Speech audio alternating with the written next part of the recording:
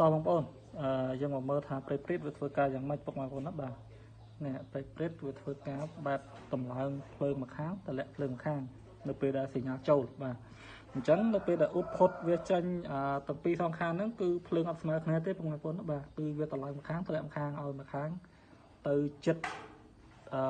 ម៉ាស់ម្ខាងទៅចិត្តដល់ម៉ាស់តែអត់ស្មើម៉ាស់ទេគុំថាចិត្តដល់ម៉ាស់ខ្ពស់ជាងបន្តិចហើយម្ខាងទៀតគឺខ្ពស់មែនតើបាទឥឡូវខ្ញុំធ្វើការវាស់បាទគឺខ្សែឧដផុតខាង AL បាទយើងវាស់ចូលគ្នាទៅហើយយើងដាក់សញ្ញាចូលបាទដាក់សញ្ញាចូលមកបាទឥឡូវឃើញថាវាឡើងដល់9V បាទជាចរន្ត AC អាហ្នឹងជាផ្នែកសញ្ញា AL ប៉ុន្តែបើសិនជាវាចេញ 9V នេះគឺអំភ្លឺយើងក្តឹងហើយបាទក្តឹងហើយខ្ញុំធ្វើការបញ្ចូលគឺ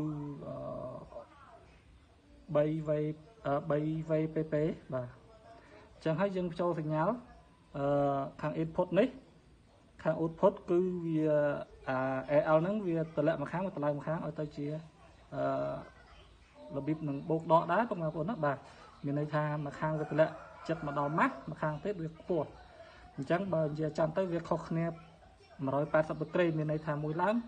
មួយទៀតវាចុះអញ្ចឹងណាបងប្អូនណាបាទអញ្ចឹងហើយទើបយើងធ្វើការចូលជាមួយនឹង ampli ទៅវាទៅជាពេលព្រៀបបាទអរគុណ